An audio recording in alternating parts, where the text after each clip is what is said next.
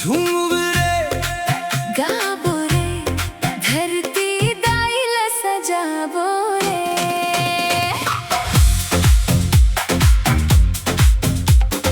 हरली आई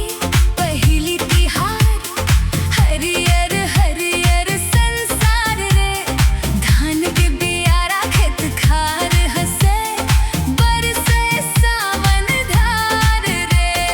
झूम के गाबो झूम के नाचबो गूंजे गाँव बाजार रे धरती दाई के गोद में गए जय जोहार छत्तीसगढ़ रे कपाट कुदारी नांगर पूजब किसान मन आशीष मांगई धरती दाई के चरण पखारब सुख समृद्धि बरगान गवाए गेंडी चढ़ के लइका कूदे माया के हंसी बगराए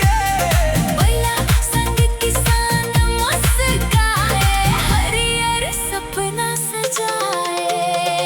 होरे होरे झूमब संगी हो हरली पहिली तिहार है मिलजुल के मनाबो